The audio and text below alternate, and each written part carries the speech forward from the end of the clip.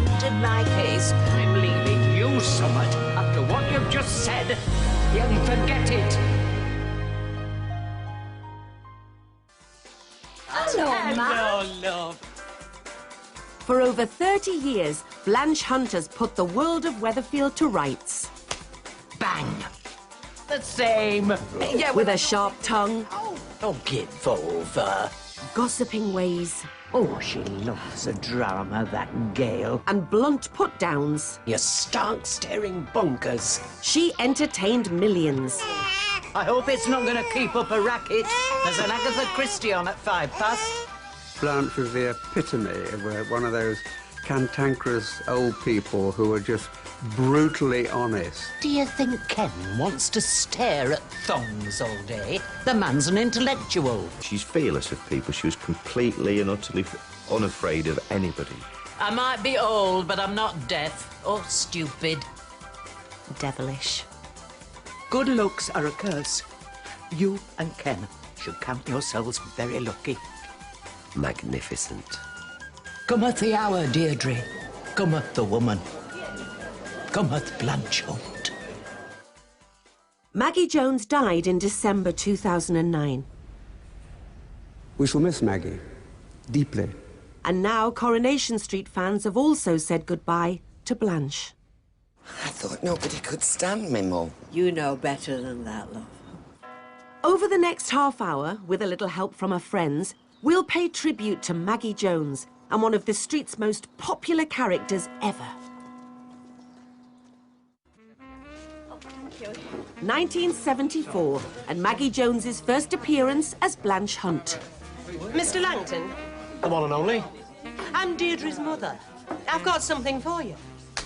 Well, you should have been by Right from the start, Blanche was a force to be reckoned with. When you deserve sympathy. That night, he were as sick as a cat on bad cockles and stale beer and spent the rest of the holiday in bed. Maggie may have made her debut as Blanche, but she was already no stranger to Weatherfield's famous cobbles. I thought Maggie's first appearance on the street was a totally different character. Hey, it's your first time, isn't it? Said I played a policewoman. Said I must have been a lousy policewoman because the next time I came back, I was a shoplifter. Tell them you lost your memory. I beg your pardon? Oh, I got away with pounds of stuff in the early days with that tale. Maggie Jones was born in London in 1934. She married barrister Joe Stansfield in 1971, a marriage that lasted until his death in 1999. Well, of course, Maggie had done loads of stuff before she ever got into the street. Maggie Jones trained at RADA, appearing in many stage plays before making her mark in television Lord, I forgot. as Polly Barraclough in the mining drama Sam, and in other shows like the detective series Bullman. I watched most of these characters sort of echoing in Blanche, especially that glint in her eye and a slight smile. I loved writing for Blanche. Last producer used to take the mick out of me because I used to add her to every single episode I used to write because I just found her so funny. You're remarkably chipper. Trod on a snail. Just thinking of yourself as usual. About time, too. For 20 years, Blanche and Maggie Jones made occasional appearances on the street, popping in for births, deaths and marriages. Together here in the sight of God and in the face of... I don't think it was until the mid-90s, something like that, that she came in as the Blanche that we know and love and fear. Mrs. Hunt, as a matter of fact, but I can forgive you for wondering. All the names she's had. She managed to keep the flag flying for non-politically correct jokes and lines. College, it'll be full of homosexuals. The word is gay, Mother. Another word hijacked by hippies and liberals. Those poor cripples. Blanche, you can't use words like that. You've married foreign once. You could have done it again and got a shop out of it in a divorce settlement. You're never happy. You're never satisfied. We beat up journalists for fun. So go No one was safe from Blanche's sharp tongue, but she saved her most withering comments for daughter Deirdre. Oh, hello. Here comes trouble. She was a constant source of embarrassment to Deirdre. Oh, why can't you be a proper daughter? All your life you've settled for second best. She just used to follow her around apologising to people most of the time. So sorry about my mother. No, this is from a job interview. What job? Prostitute. Blanche. Mother! I mean, I like drinking. I love it, in fact. I mean, that's why I can't get... She may have been a thorn in Deirdre's side. Get tanked up Mother! in order to... What? Don't be so... But having Blanche in the same room wasn't exactly a bed of roses for anyone else either, as Ken and Peter found out in a comedy classic from 2009. Can I ask you something? Well, we don't... They say that alcohol loosens the tongue. Well, you must have talked 10 to the dozen with drink inside you. It was Peter's AA meeting, but she kind of stole the whole thing, really. Is there some correlation between how boring you are and how much you drink? Blanche. She dared to say things in there, in that meeting, that nobody else would have said. You want to get out more. Wait till you try bingo. You'll hyperventilate. And then she starts again, going on about her family. Ken recently had an affair with an actress. Oh, it wasn't Nicole Kidman or Glenda Jackson. She lived on a tugboat. It was a barge. Is there any wonder why I drink? It was absolutely classic. Oh, no, had to make sure that my humiliation was as public as possible. Well, it isn't exactly the bar of the Rover's Return, is it? Just as well. This lot a bit foaming at the mouth. But at least one of us is a lady. Outspoken, no nonsense, and brutally honest, Blanche didn't suffer fools. So, what's your poison? Strychnine. Make yours a double. And she definitely wasn't going to be a fool in love. I think over the years she's had her eye on a few blokes. I love you! Though she was hard and brutal and honest and all the difficult things, she really was quite a sentimental old thing. Blanche found love in the most unusual of places. Oh, it was after a funeral. I wrote complaining that one of the pallbearers had been chewing gum. Oh, shine away. Theirs was a match made in the mortuary, and Archie the Undertaker stole Blanche's heart. I dreamt that you were by my side. Archie Shuttleworth, what on earth do you think you're doing? And when I finished the song, I couldn't get up. So Ken and everybody picked me up and took me into the house. And I was crying, you see. And Maggie said, "Oh, dear, that must have hurt you." I said, "No." I said it was my mum's favourite song. Very funny, because both of them, Maggie and Roy, were just so funny together. I bet she has you in stitches. I know she does me. You're very quiet tonight. Am I? But her newfound happiness didn't last long, as Archie's eye started to wander. Oh, sorry. Oh, it's Mrs. Roberts, isn't it? Yes. Well, I'm afraid our relationship is now over. And Blanche was back on the market quicker than one of her trademark put-downs. Surely you can look Blanche Hunt in the eye and tell her she's dumped. Poor Blanche was slightly elbowed out of the scenario. I don't think she ever possibly forgave Audrey for that. You know, but having Blanche and Audrey both chasing me, well, I felt like a footballer with a couple of birds. But Blanche bounced back. Right then. So if it's love you are looking for, then seek pastures new. Replacing Archie with Wally. Oh, here he is. Look at you now, who swiftly replaced her for her granddaughter. Hello, Mr. Bannister. Not so much look back in anger as look back in another bad mood. One author, soon to be con artist later, and Blanche set her sights on someone much closer to home, Simon's other granddad, George. How's young Simon today? And you must be Deirdre, Ken's wife. Pleased to meet you. Blanche, obviously, quite fancied George. Good company. Loaded. I think I'm in love. And got very dressed up. Hello, everyone. And the blusher. She got rather too much on. She looked like she'd come out the toy box. Granny Blanche, why have you got a funny face on? Blanche had a wicked sense of humour. good and bad in this room. So she painted this picture of just the most dysfunctional family that you could ever imagine.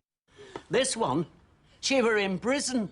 I nearly died of the shame. I think you've had enough, Blanche. Oh, well, you certainly have.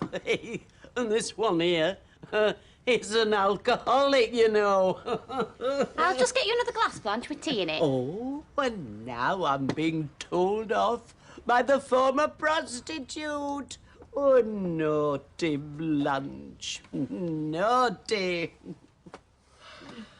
After 25 years flitting in and out of Ken and Deirdre's lives, Blanche made things permanent in 1999.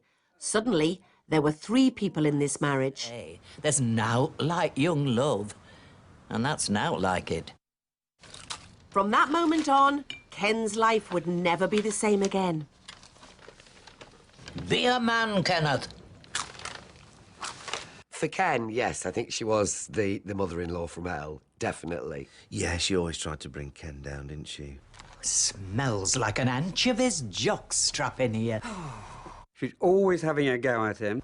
Growling at the rest of us like a demented Kenny Rogers. Look, I'm trying to write. I need to focus. See, but he can be a bit pretentious and a bit uppish, and he just needs dragging back down to earth. No husband of mine would get favours at bedtime in that condition. Don't start. When Gail's dad, Ted, arrived on the street, Ken saw an intellectual equal. But Blanche saw something completely different. A grown man dressed as a geisha. Have you gone to start raving mad? Ken is not gay. Just because things seem all right in the bedroom department. Do you mind? You don't have to be Angela Lansbury to piece this one together. Of course, Blanche being Blanche, put 2 and 2 together and made 6. Sorry I was so long ago waylaid by Rita. You know, I never realised before, she's got the most fabulous skin. A lot of it was devilment, you know, and there was a lot of devilment in Maggie Jones, too. I am not homosexual. Then the cock crew. What I love is when I get a script and I see the wonderful Blanche lines, I can't wait to hear Maggie deliver them, and it is always to perfection. I have nothing against the gays, Kenneth. I just don't want my daughter married to one. I think she knew what she was doing. And, of course, Maggie played it magnificently. I have a perfectly pleasant evening in store with an interesting man who has lived life to the full, a properly rounded human being. Smitten. There's only so much a man can take. Okay. And Ken snapped. What the hell's going on? I were asleep. Get out! Snapped. Why can't he just keep it shut, Blanche, for once in your life? And snapped again. Oh, will you shut your nasty little mouth? I wrote an episode where he'd gone to the pub and he'd had a few drinks. Are you drunk? Damn right I'm drunk. The only sensible option in this madhouse. Blanche has the usual go. A man of your age, weaving about like an old wino. Gives Ken the opportunity to hit back at Blanche, saying, You've been knitting under a guillotine somewhere. But I think secretly, Blanche would have been glad that Ken had a bit of backbone at that moment. You really are a miserable old bat. Despite the harsh words, life at number 1 returned to normal. In fact, better than normal. I'm extremely fond of you. And I felt really quite tearful, and I know she did.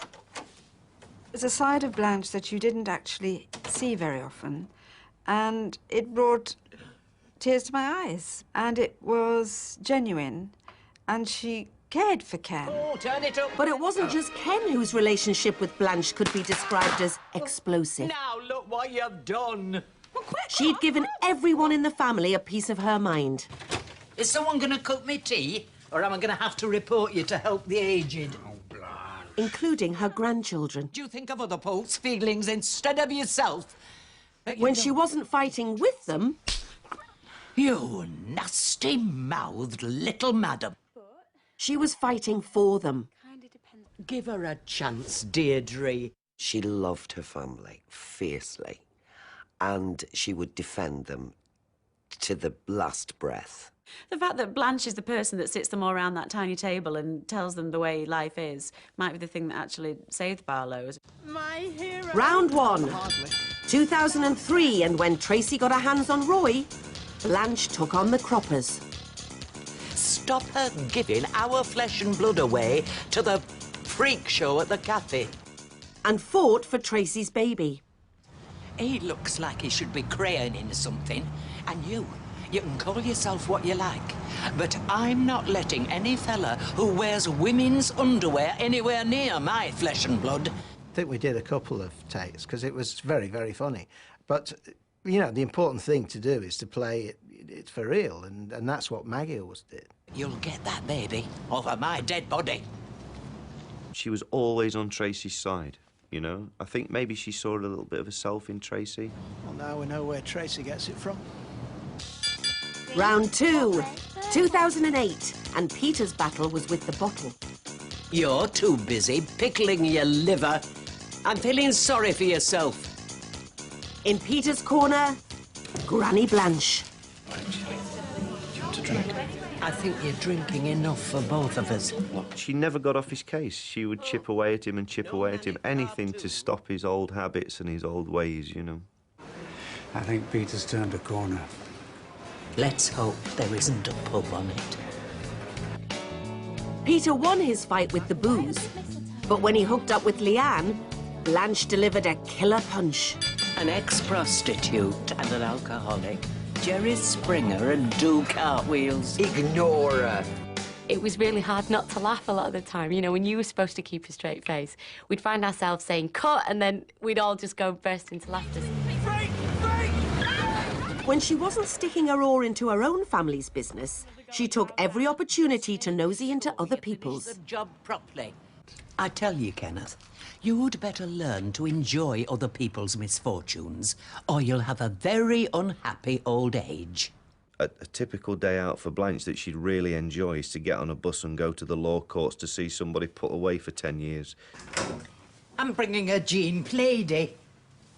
Because the first few days can be quite dull at a trial. She was obviously a gossip. I think she loved the drama. People in wigs twist things. Ask Danny LaRue.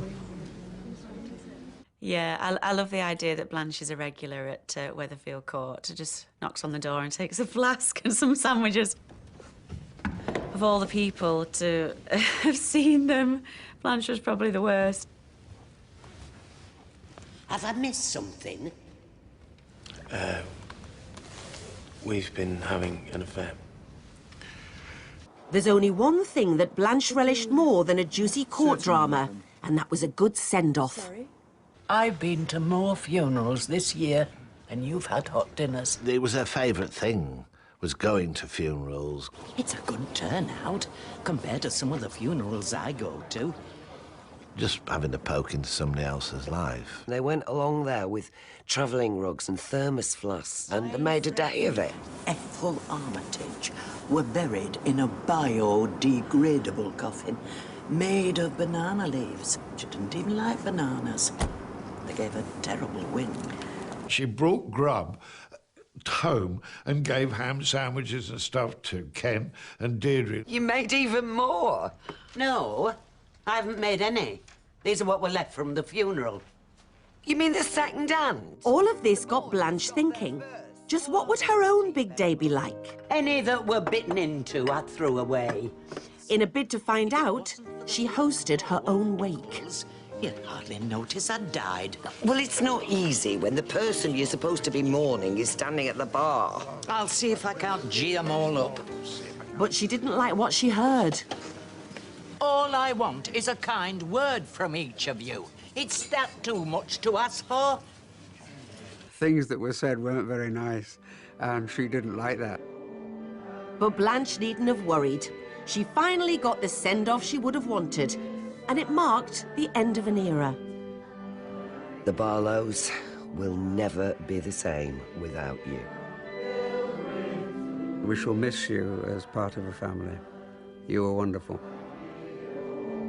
There's always the line at the end that you used to have that's now missing.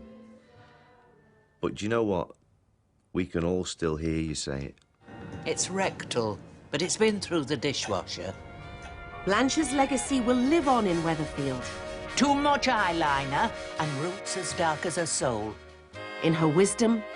In my day, when something bad happened, you stayed at home, got drunk and bit on a shoe. Experience. Rickets, TB, rations, those were the days. And advice.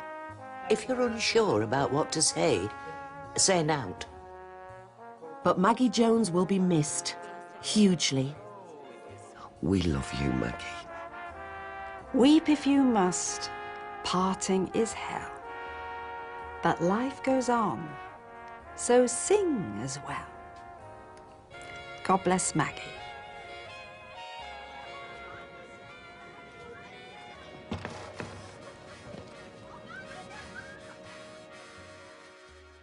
Thank you.